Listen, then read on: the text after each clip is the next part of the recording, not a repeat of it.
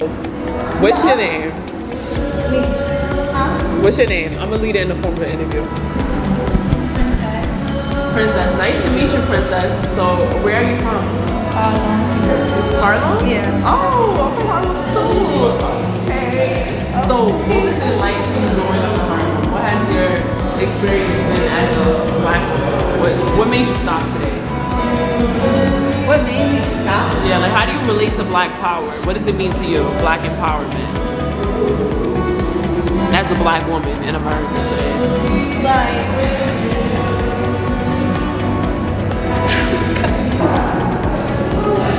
I guess love yourself. I don't know. Love who you are, your skin tone, just embrace your beauty and never let nobody tell you make you feel other than what you are. I don't know. And growing up, was that something that you struggled with at all? Like loving yourself who you are, do you feel like it was harder as a black woman? No, I kind of grew up and it wasn't in a bed. The only thing was being black growing up wasn't a problem for me, but the society itself was bad, the drugs and the gang members outside the church and stuff like that was bad. But other than growing up as a black person to today, I never had any issues. Okay, definitely. So I don't see I don't feel like I don't get any quality when I walk in the store. I don't feel like I be followed. What? I don't. It's probably her, because she goes into high class stores, but not me. I don't, as a person, I don't go into high class stores and I don't bother. We just went to the mall yesterday and didn't we just go to the mall yesterday? And he was like, oh, those people following us? But I feel like she was following you, but not me. I wasn't picking up nothing. Oh, sorry. She has a lot of experience on this stuff. Yeah, but I'm shocked. Stop. tell me what you were saying about black power versus black empowerment. Yes. Okay. Are you recording? Yes. Okay. So I will say that I need to read more history books. I think we all do. Where should I look? Should I look right at the okay.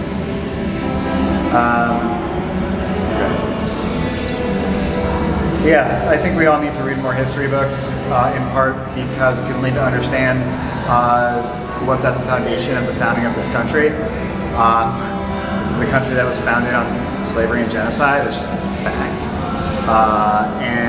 So that's one thing. And people aren't ready to admit that to themselves and to people they know. I am a recruiter, and when you're talking about recruiting, you're talking about diversity strategy. And I think that many companies are willing to ask for diversity without understanding why there needs to be diversity in the first place. And for me, that's white supremacy. That's why there needs to be that's why there's no diversity in the workplace, is because of patriarchal white supremacy. Black power. I have the privilege of working with the black community through my work I do as a recruiter, both in the States but also in Nigeria. And I've found myself maybe veering toward using the term black empowerment instead of black power, because I have this idea that it's made safer or more palatable. And I would challenge that in myself. I think part of it is history. And again, we all need to read more history books, including myself. But black power is it's not just an idea and a practice, it's also a phenomenon in our history. And it's, black power, power to the people. And I feel there needs to be a movement, sort of an intersectional focus on black power, black leadership, raising the percentage of wealth for black Americans. I think it's something like 0.5% right now. So I'm grateful for this initiative. I don't know much about it, but when I see black power written out and said, then I want to get behind it in any way I can. I think that there are some aspects of technology that are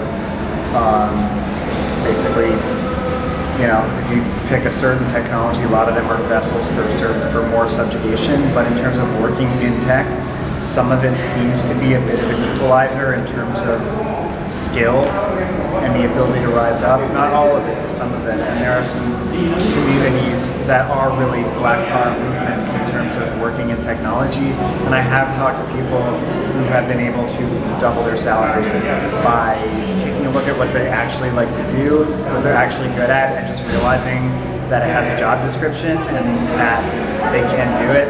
Not to say that it's not a totally gated community with lots of friction, but it can be done, because that's what, for me, that is part of what Black Power is. The idea that today money is power. I don't know if it'll be like that forever, but it's true today.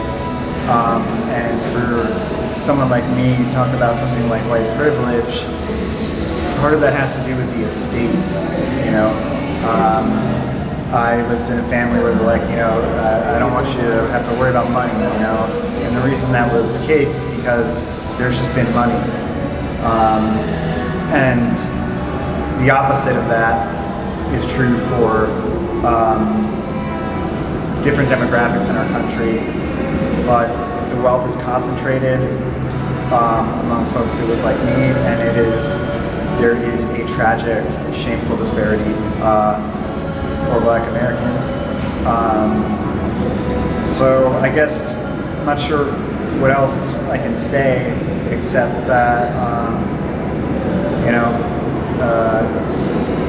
I'm here. I want to collaborate and participate in a global Black Power movement,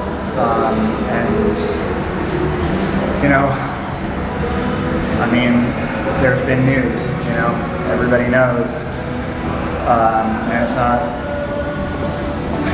I'll say it, we're talking about domestic terrorism that is explicitly racially motivated against Black Power. This idea that there is this great replacement.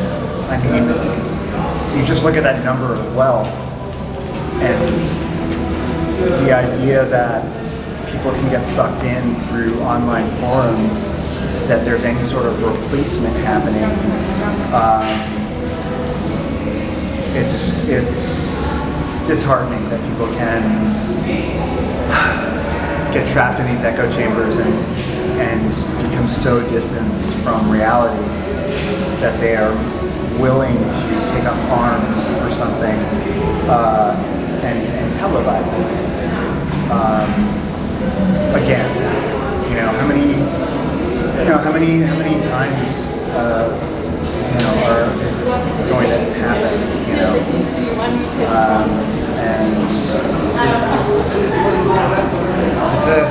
what is it a conversation about? It's a conversation about legacy, about history, about people who benefit from the legacy systems that are in place and have no incentive to change. And I think that there's intersectionality in terms of like an academic, or basically I think that we are united in many ways by the fact that there are people who have a lot of power and a lot of wealth, and they're not interested in sharing it, and they're not interested in thinking critically about the systems that allow them to amass it. So the flip side of that, the antidote to that, is Black Power. And I feel lucky to have stumbled upon this thing. I think part of it is, as a white person, letting go of the fear of being canceled for trying to support or align. I think white people, some of us are afraid that if we say the wrong thing or do the wrong thing on social media, something will happen to us, right? We'll get canceled by a community, and then what do we do, you know? And I just had to, for me personally, I had to let that go. If people want to cancel me for anything I say, that's their right to do so, and I have to deal with the consequences of that. But you know, I feel that it's imperative to support Black Power, and I feel that it's important to vocalize that. And so I'm not just a silent party. I'm not some silent ally. Because really, if I don't have a bunch of money, what is silent allyship good for? I don't know. You know, energy out to the universe. I don't buy it.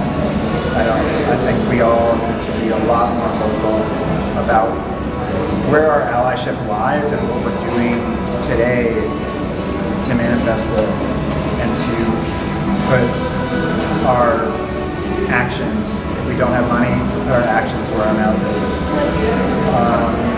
So, you know, I guess that's what I have to say for now. I hope that was useful, and yeah, I'm grateful for the opportunity to share a bit, and I hope it's helpful. Thank you.